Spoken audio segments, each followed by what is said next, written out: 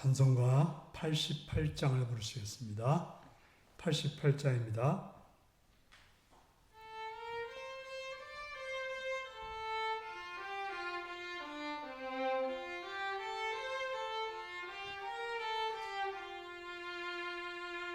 내 진정 사모하는 친구가 되시는 구주 예수님은 아름다워라.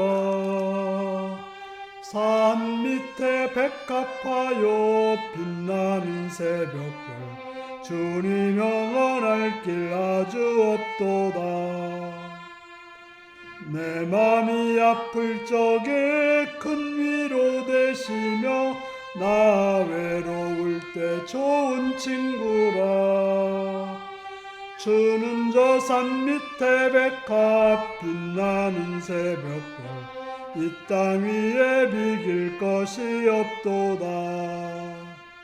내 맘의 모든 염려 이 세상 고락도 범성같이 하여 주시고 시험을 당할 때에 악마에게 교를 죽심을 늦치사 나를 지키네. 온 세상 날 버려도 주 예수 안 버려 끝까지 나를 돌아보시니. 주는 저 산 밑에 백합 빛나는 새벽별 이 땅 위에 비길 것이 없도다. 내 맘을 다하여서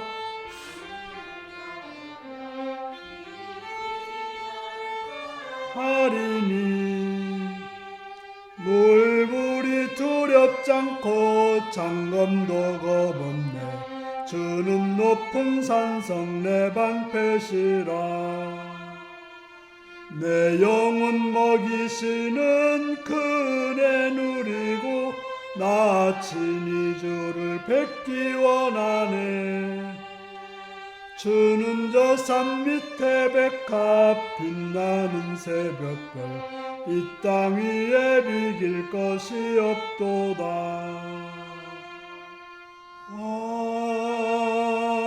아멘. 89장입니다.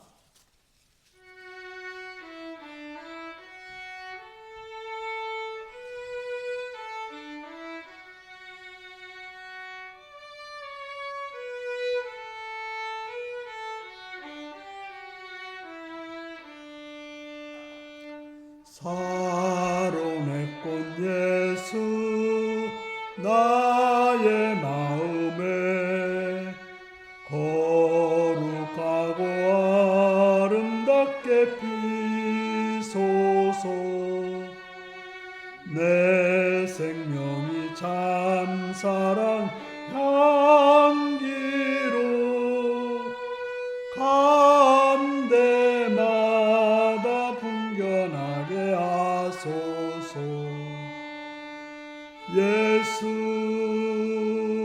사론의 꽃 나의 맘의 사랑으로 피소서. 사론의 꽃 예수 이 세상에서 어느 꽃과 비교할 수 있으랴. 나의 삶의 한결같은 은혜와 사랑으로 가득하게 하소서. 예수 사론의 꽃 나의 맘의 사랑으로 피소서. 사론의 꽃 예수 모든 질병을 한이 없는 능력으로 고치사 고통하며 근심한 자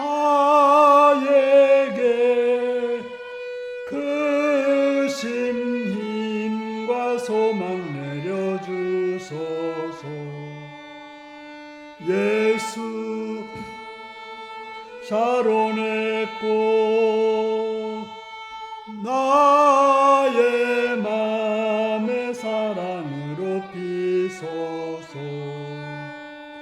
샤론의 꽃 예수 길이 피소서.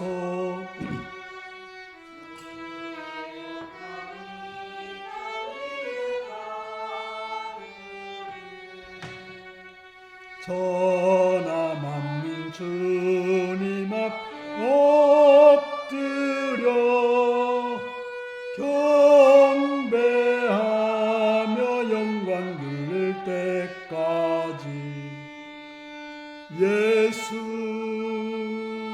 샤론의 꽃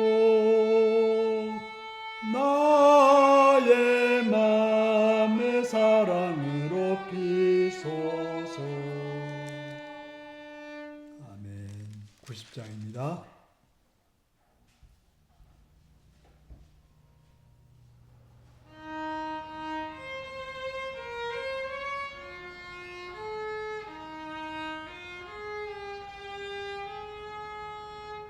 주 예수 내가 알기 전 날 먼저 사랑했네. 그 크신 사랑 나타나 내 영혼 거듭났네.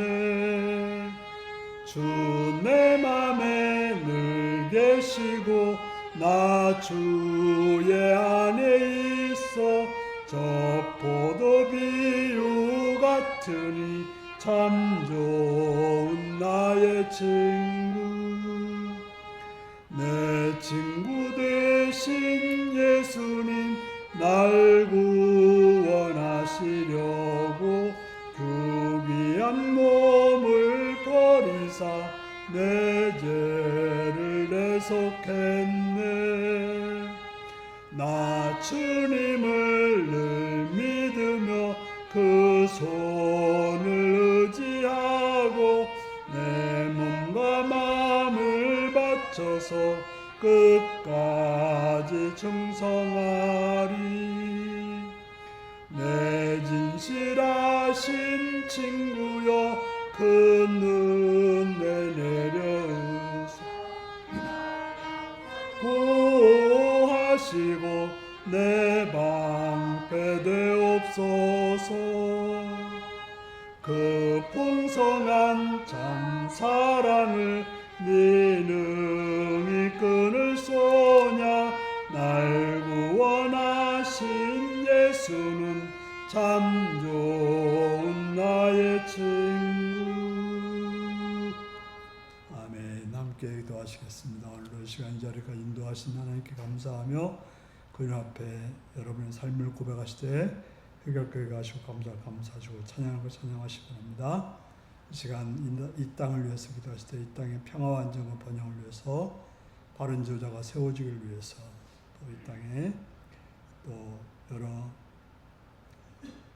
국회의원들과 또한 장관들과 법관들이 바르게 선하게 행해서 이 땅을 바르게 이끌 수 있도록 위해서 기도하시고 또 이 땅의 교회들이 바로 서서 하나님의 나라를 이루는 복된 교회들을 위해 기도하시기 바랍니다. 또한 선교지와 북한 땅을 위해서 거기서 사역하는 사역자들과 가족들과 동역자들이 합력하여서 선을 이룰 수 있도록 합력하여서 그 땅을 주의 나라를 이룰 수 있도록 기도하시고 우리 일루교회가 성령으로 충만하고 말씀으로 충만하고 복음으로 충만해서 주의 나라를 이룰 수 있는 교회 되기를 기도하시고 또한 우리 일루교회 모든 성도들이 맡겨진 직분을 잘 감당하여 주님의 뜻을 이루며 주님의 마음을 시원케 하는 그런 복된 자들이 되기 위해서 기도하시고 시간 참이 좋은 자를 위해서 병든 자를 위해서 약한 자를 위해서 부족한 자를 위해서 갈바를 몰라 방황하며 어둠 속에 있는 자를 위해서 유고에 있거나 분에 있거나 타향에 있거나 일터인 자를 위해서 다 같이 주여 기도하시겠습니다. 주여.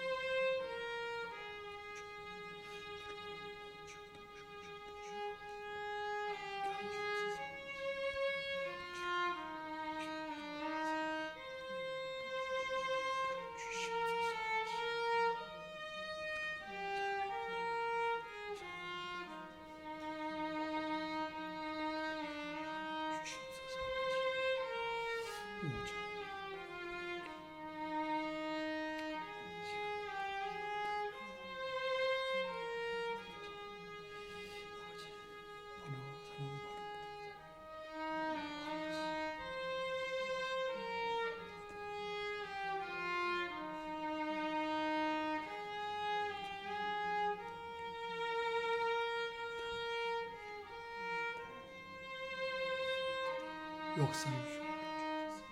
아버지,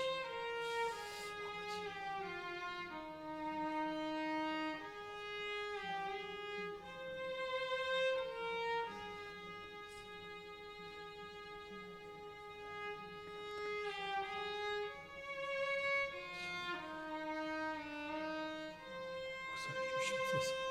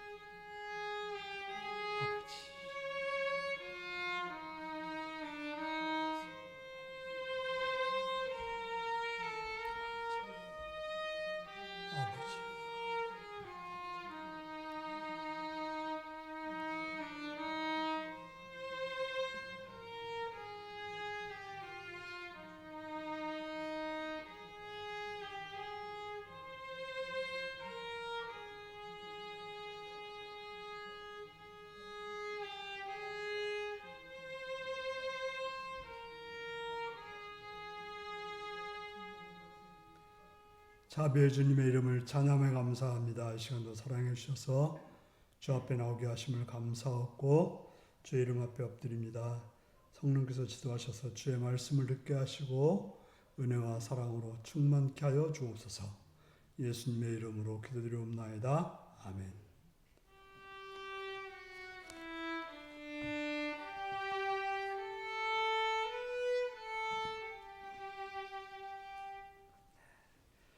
이 시간 우리에게 주신 하나님 말씀은 요한계시록 5장 1절에서 14절까지 말씀입니다.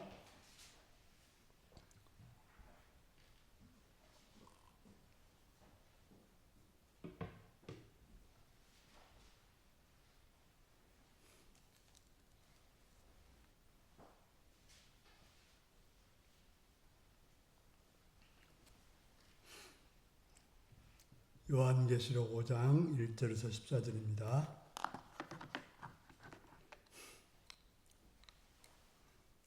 교독하시겠습니다. 내가 보매 보좌에 앉으신 이의 오른손에 두루마리가 있으니 안팎으로 썩고 7인으로 봉하였더라.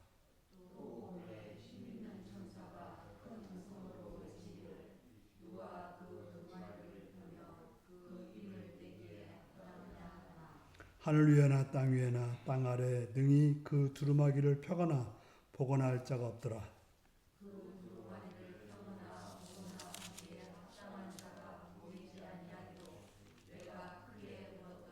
장로 중 한 사람이 내게 말하되 울지 말라.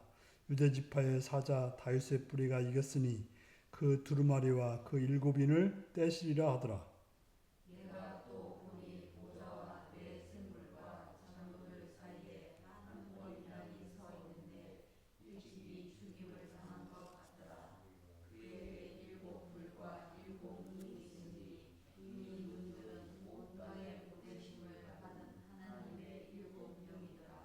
그 어린 양이 나와서 보좌에 앉으신 이의 오른손에서 두루마리를 취하시니라.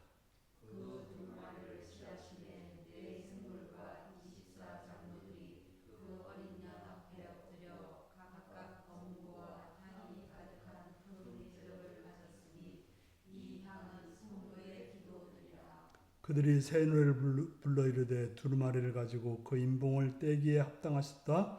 일찍이 죽임당하사 각 족속과 방언과 백성과 나라 가운데서 사람들을 피로 사서 하나님께 드리시고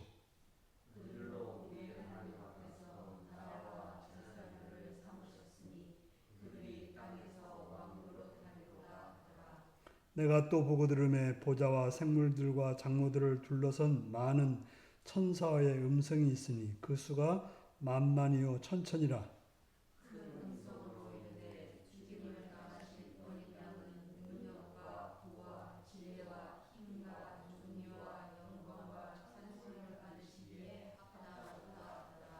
내가 또 들으니 하늘 위에와 땅 위에와 땅 아래와 바다 위에와 또 그 가운데 모든 피조물에 이르되 보좌에 앉으신 이와 어린 양께 찬송과 존귀와 영광과 권능을 세세토록 돌릴지어다 하니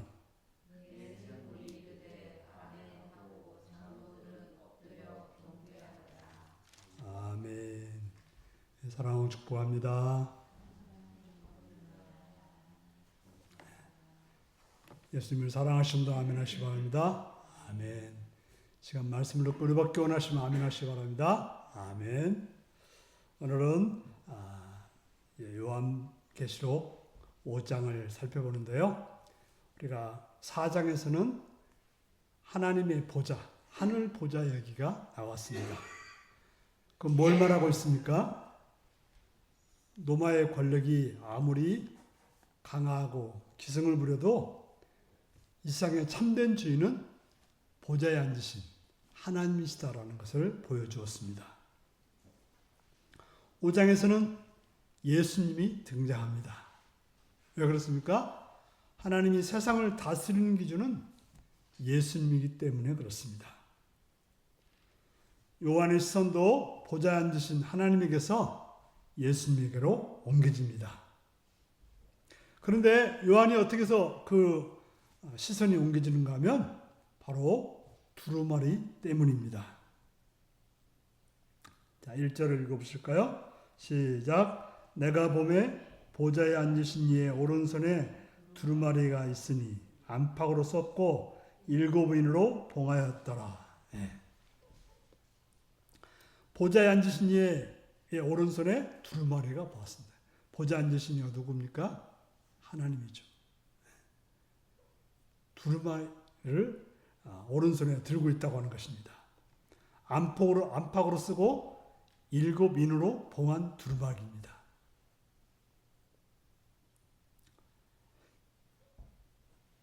그건 에스겔서에도 안팎에 글이 쓰인 두루마리가 나오는데요. 에스겔서 2장 9절에서 10절을 보면 내가 보니 보라 한 손이 나를 향하여 펴지고 보라 그 안에 두루마리 책이 있더라. 그가 그것을 내 앞에 펴시니 그 안팎에 글이 있는데 그 위에 애가와 애곡과 재앙의 말이 기록되었더라. 또 모세가 시내산에서 받은 십계명 돌판도 급한 양편 이쪽 저쪽에 글자가 있다 라고 말하고 있습니다. 바로 하나님은 말씀을 전하는데 한쪽만 적지 않고 앞뒤로 다 적어서 전하는 그런 것을 즐기시는 것입니다. 하나님은 6 동안 천지를 지으시고 7째 날 안식하셨습니다. 바로 7째 날은 더 이상 손댈 것이 없는 그런 완벽한 상태라는 걸 말하고 바로 7이라고 하는 숫자는 그래서 완전 숫자라고 말합니다. 자, 두루마리를 안팎에 썼다는 얘기도 그와 흡사합니다. 더 이상 더 쓸 말이 없고 추가할 공간도 없고 추가할 필요도 없다는 뜻입니다. 하나님이 정하신 것만으로도 모든 것이 충만하다고 하는 것입니다. 그런데 그 두루마리가 7인으로 봉해져 있습니다. 그때 힘있는 천사가 뭐라고 말합니까? 누가 그 두루마리를 펴며 그 인떼기에 합당하냐고 외쳤습니다. 두루마리를 펴려면 먼저 인을 떼어야 됐던 것입니다. 여기서 그 인떼기에 합당하다 할 때 합당하다는 말은 무슨 말인가 하면 능력이나 권리가 아니라 선함이나 의로움, 합당하다, 적합하다 그런 뜻인 거죠. 어떤 능력이나 힘을 말하는 게 아니라 거기에 맞는 적합성이 누가 있느냐 묻는 것입니다. 그 두루마리는 하나님의 오른손에 있습니다. 그러면 하나님이 직접 인을 떼고 두루마리를 펴면 안 될까요? 하나님이 정말 사랑이 많으신 분이면 모든 사람을 다 용서해 줘야 되는 것은 아니냐고 우리는 말합니다. 예수 믿는 사람만 용서하는 것보다는 모든 사람을 다 용서하는 것이 하나님의 큰 사랑이라고 말합니다. 하지만 하나님의 사랑의 대상에는 죄는 포함되어 있지 않습니다. 죄는 용서하지 않는 거예요. 그래서 예수님은 하나님 우리를 사랑하기 때문에 독생자를 내어주시면까지 그 죄의 문제를 해결하고 우리를 사랑하신 것이죠. 그걸 거부한 자에게는까지는 우리 하나님이 더 이상 어떻게 할 수 없는 것입니다. 하나님은 죄를 묵인하지 않는 분이십니다. 반드시 죄에 대해서는 죗값을 받아야 되는 거예요. 죗값을 치러야 되는 거예요. 얼마나 하나님은 강하신 분인가 하면 아들을까지 희생시켜서 그 죗값을 치르려고 했던 것입니다. 그래서 하나님의 오른손에 있는 두루마리를 하나님이 직접 펴지 않고 누가 펼 것인가를 물었던 것입니다. 2절을 읽겠습니다. 시작. 또 봄에 힘있는 천사가 큰 음성으로 외치기를 누가 그 두루마리를 펴며 그인 떼기에 합당하냐 하나. 여하튼 힘있는 천사가 큰 음성으로 외쳤습니다. 큰 음성으로 외치니까 모두가 다 들었겠죠. 하나님이 직접 펴면 마치 예수님의 십자가 사역 없이 세상의 죄를 묵인하는 그런 형국이 되어버리는 것입니다. 다니엘은 요한계시록과 함께 묵시서의 대표로 꼽히는 책입니다. 다니엘서는 마지막 때까지 그를 봉합하라고 말합니다. 그래서 다니엘서 12장 4절에 보면 다니엘아 마지막 때까지 이 말을 간수하고 이 글을 봉합하라. 많은 사람이 빨리 왕래하며 지식이 더하리라. 그런데 요한계시록에 인봉된 두루마리가 펴집니다. 그 두루마리 펴진다고 하는 것은 무슨 뜻입니까? 마지막 때가 이르렀다는 뜻인 것입니다. 우리는 말세다 이런 말을 합니다. 그런데 올해만 말세입니까? 작년에도 말세라고 했고 재작년에도 말세라고 했습니다. 그래서 우리가 말세라고 하면 뭐 별로 그렇게 감동적이지 않고 위기감도 없습니다. 언제부터 언제까지가 말세일까요?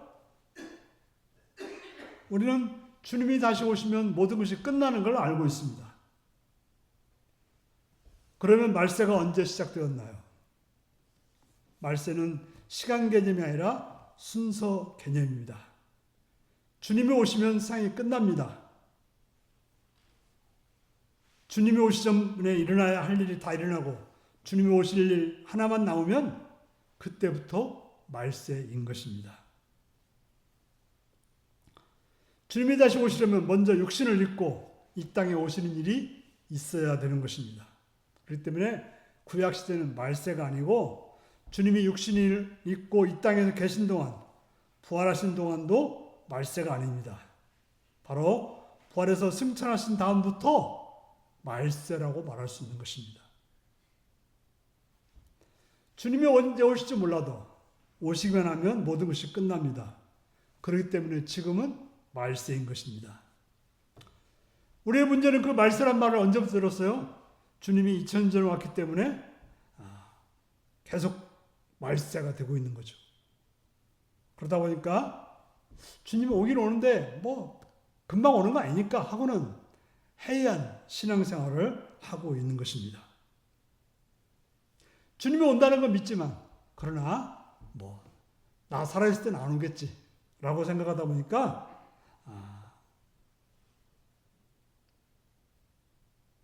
별로 심각하게 받아들이지 않고 있습니다. 그러나 주님이 우리 생애에 오지 않다 하더라도 나의 생애는 여기서 끝나면 더 이상 회복의 기회가 없는 거예요. 죽으면 더 이상 우리는 주님 앞에 다른 방법으로 설 방법이 없는 거예요. 그렇기 때문에 내 죽기 전까지 우리는 잘 살아야 되는 것입니다. 바로 이 세상에서 죽는 그 순간이 우리에게는 종말이 되는 것입니다. 우리는 병원에 가서 진단받으면 몇 개월밖에 못 살겠습니다 하면 어떻게 살까요? 이전처럼 똑같이 살지는 않습니다. 정상적인 사람이라면 지금까지 살아온 것들을 반성하고 남은 시간을 보람있게 보내기 위해서 나름대로 신경을 쓸 것입니다. 마찬가지로 우리도 시한 본 거죠. 그게 좀 몇십 년이 될 수도 있고 몇 년이 될 수도 있고 며칠이 될 수도 있지만 시한부인 것입니다. 그러나 시한부 동말로는 기독교 역사에 늘 등장합니다. 주님이 언제 오신다고 말함으로. 그래서 1992년이란 말도 있었고 2012년이란 말도 있었고 요즘에는 그런 말이 없는 것 같아요. 하도 들통나니까 더 이상 말을 못하는 것 같아요. 중요한 것은 그 날짜가 아니라 늘 준비된 삶을 살아야 되는 것입니다. 오늘 당장 주님 오신다 하더라도 우리는 당혹스러움이 없어야 되는 것입니다. 우리는 그러죠. 내가 10년 후면 예수님을 만날 자신 있는데 지금은 자신이 없다. 그러면 안 되는 거죠. 지금 주님을 만나도 괜찮아야 되는 것이지 10년 후에는 그 사이에 어떻게 될 줄 알고요. 모르는 거죠. 우리도 사역이라는 것도 할 때가 있는 거지 나중에 그래서 가장 무슨 말이세요? 나중에 보자는 사람 하나도 안 무섭다 그러잖아요. 그 말은 나중이라는 건 우리에게 없을 수도 있기 때문에 나중을 우리가 보장할 수 없기 때문에 그렇습니다. 3절 읽겠습니다. 시작. 하늘 위에나 땅 위에나 땅 아래에 능히 그 두루마리를 펴거나 복원할 자가 없더라. 바로 하늘 위에나 땅 위에나 땅 아래 능히 그 두루마리를 펼 자가 없었습니다.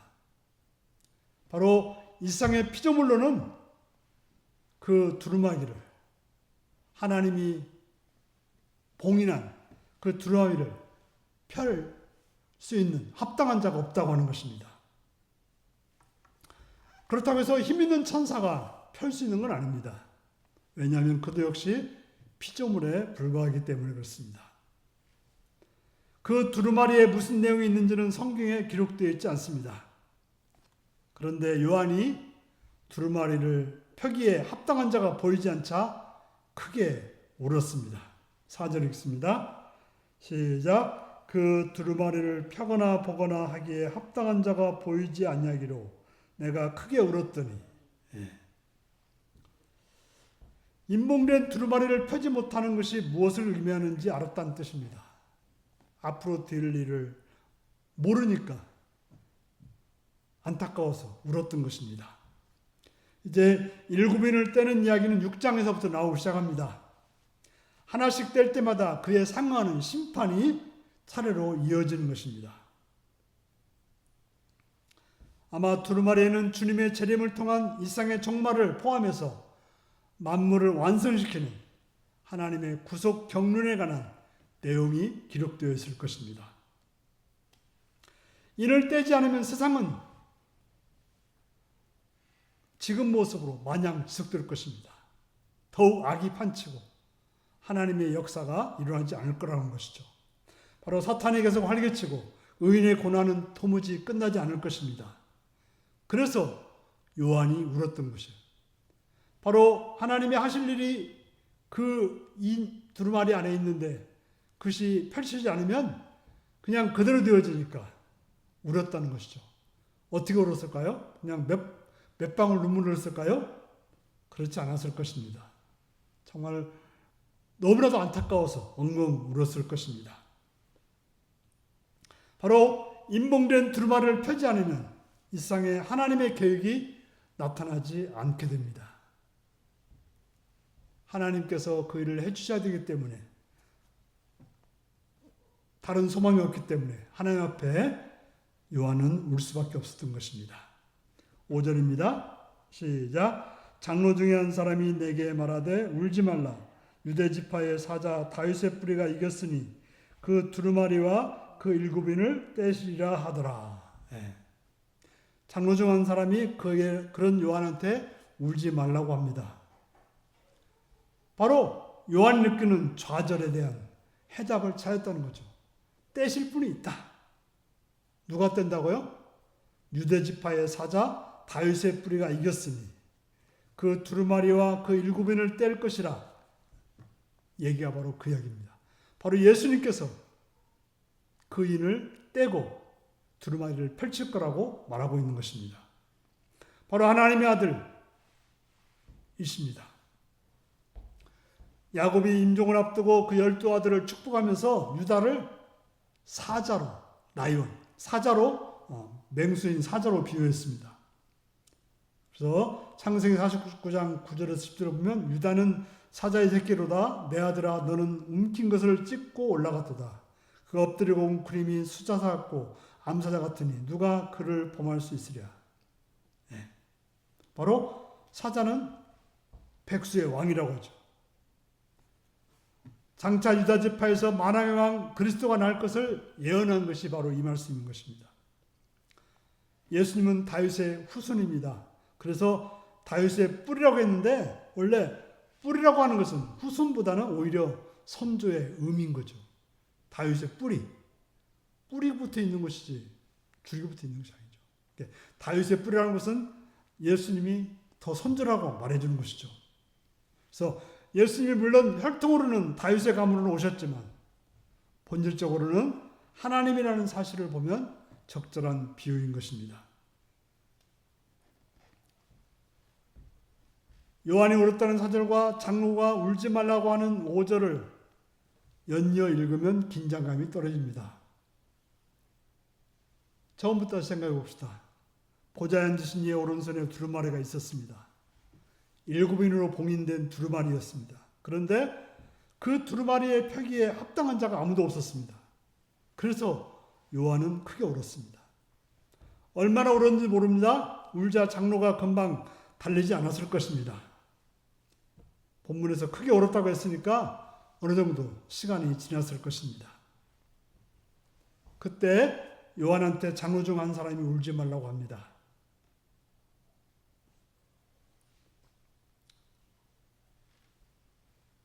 우리가 세상 사람들이 좀 쉽게 쓰는 말들이 있어요. 뭐만 안 좋으면 지옥 같다 이런 말을 쓰고, 지옥 같다, 좋으면 천국 같다. 그래서 천국의 음식이다. 또 지옥 훈련이다 이런 말들을 합니다. 또 놀라운 사람이 왔으면 갓 하면서 갓재석이네 이런 말들을 씁니다. 우리가 복음도 함부로 얘기합니다. 그래서 자기한테 좋으면 아이고 복음이네 이렇게 말합니다. 그런데 유대지파의 사자 다윗의 뿌리가 이겼으니 그 두루마리와 그 7인을 떼시리라는 얘기는 말 그대로의 복음인 것입니다. 바로 예수님께서 그 인을 떼시고 이제 하나님의 심판을 이루고 하나님의 백성들이 새하늘과 새 땅으로 나가는 그러한 모습이 복음인 것입니다. 그 말을 듣는 순간에 요한이 어떤 상상을 했을까요? 유다 지파의 사자라는 표현에 어울리는 힘있는 모습을 기대했을 것입니다. 어쩌면 메시아가 천군천사를 거느린 그런 모습을 기대할 수도 있습니다. 인봉된 두루마리를 펴서 이 땅에 하나님의 역사를 나타내려면 당연히 사자 같은 그런 강력한 모습을 기대했을 것입니다. 그런데 요한이 본 것이 무엇입니까? 요한이 본 것은 위풍당당한 사자가 아니라 어린 양이었던 것입니다.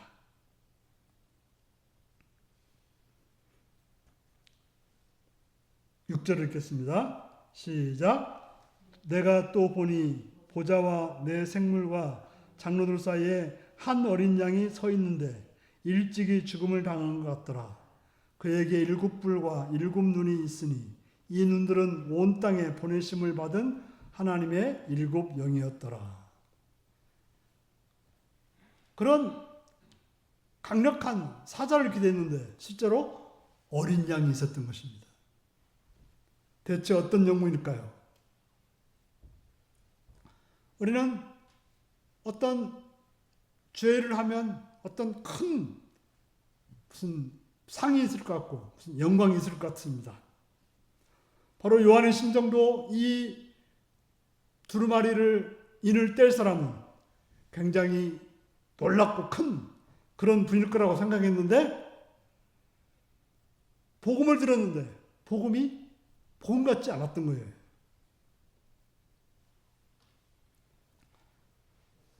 우리는 우리의 신앙이 세상에서 어떤 강력하게 나타나면 참 좋을 것 같습니다. 예수 믿으면 막 우리가 손을 대는 것마다 잘 되고 또 병도 낫고 그러면 참 좋은데 물론 하나님은 그렇게 하실 분이긴 합니다. 그러나 좀처럼 예수 믿는다고 잘 사는 것도 아니고 예수 믿는다고 병 안 낫는 것, 병 안 드는 것도 아니고 예수 믿는다고 안 죽는 것도 아니고 그런 일이 우리에게 벌어집니다. 특별히 우리 예수님 어떻습니까? 예수님은 하나님의 아들이셨는데 불구하고 자기를 저주하는 자들을 박살내지 않고 십자가에 매달려 죽으셨던 것입니다. 본문에서도 유대지파의 사자 다윗의 뿌리인 그리스도가 어린 양의 모습으로 두루마리를 펴고 있는 것입니다. 그 어린 양은 일찍이 죽임을 당한 것 같은데 7뿔과 7눈이 있다고 말하고 있습니다. 7은 완전함을 뜻하고 뿔은 권세를 뜻합니다. 7눈은 하나님의 7영이라고 했으니까 성령님을 말하는데 특별히 눈은 지혜, 통찰력을 의미합니다. 바로 죽임당한 어린 양은 완전한 권세, 완전한 지혜를 가지신 분인 것입니다. 완전한 권세, 완전한 지혜가 있는데도 사자가 아니라 어린 양이었던 것입니다. 죽임당한 어린 양으로 하여금 세상을 심판하게 하는 것이 하나님의 방법입니다. 그래서 예수님께서도 제 아들을 파송할 때 뭐라고 합니까? 내가 너희를 보냄이 양을 이리 가운데 보낸 것 같도다 라고 마태복음 10장 16절을 말하고 있습니다. 양을 이리 가운데 보내면 어떤 일이 벌어집니까? 죽을 수밖에 없습니다. 제 아들은 정말 이 복음을 전할 때 사자의 이빨과 호랑이 발톱과 물수의 뿔 이런 걸 줘야 어울릴 것 같은데 뭐라고 그래요? 양을 이리 가운데 보낸 것 같다고 말하고 있습니다. 그러면서 너희는 뱀같이 지혜롭고 비둘기같이 순결하라. 가 전부입니다. 바로 이리들 틈바귀에 살아가는 데는 양에게 필요한 것은 힘과 능력이 아니라 지혜와 순결이라고 말하는 것입니다. 옛날에는 십자군전쟁을 이렇게 해가지고 군대로 뭔가를 하라고 했죠. 실제로 그것은 죄악의 역사였지 하나님의 역사가 아니었던 것입니다. 앞에서 두루마리를 펴기에 합당하다 할 때 합당하다는 능력이나 권리가 아니라 선함이나 의로움이라고 하는 것입니다. 우리가 그리스도인으로서 바른 모습은 어떤 능력이 아니라 선함이나 의로움을 가지는 것. 이게 바로 그리스도인의 바른 태도라고 하는 것입니다.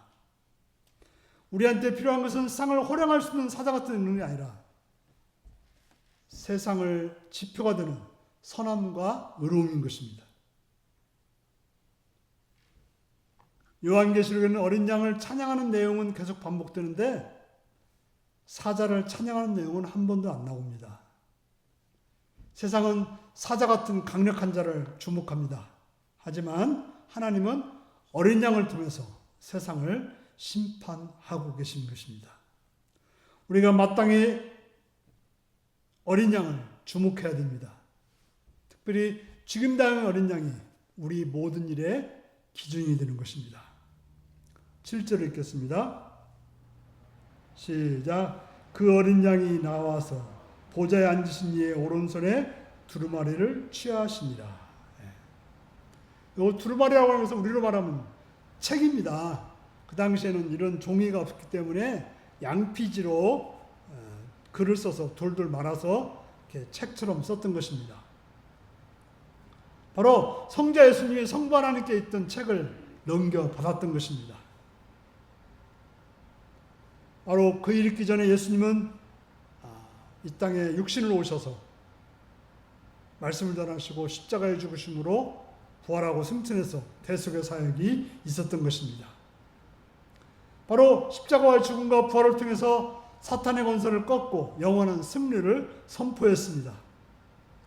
그 승리의 근거에서 인류 구원의 계획이 담긴 두루마리를 받으시고 그 인봉을 떼서 집행하는 것입니다.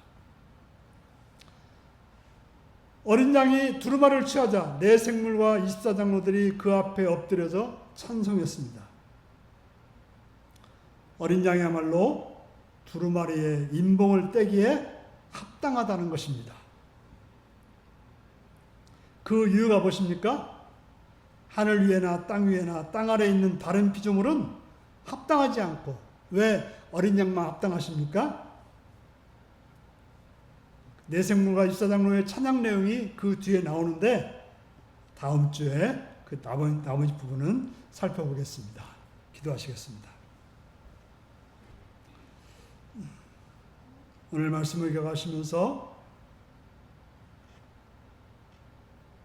두루마리를 펴기에 합당하신 어린 양 되신 예수님을 생각하면서 다 같이 기도하시겠습니다.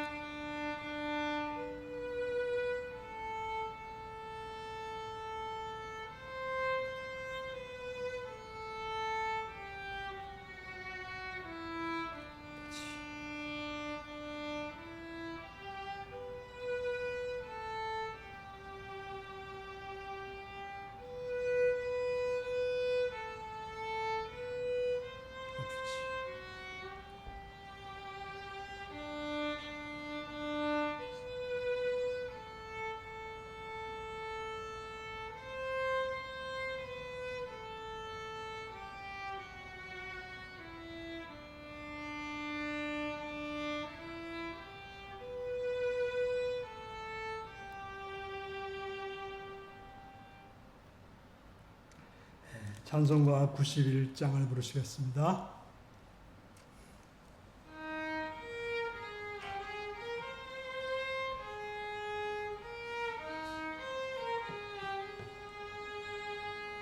슬픈 마음 있는 사람 예수 이름 믿으면 영원토록 변함없는 기쁜 마음 얻으리.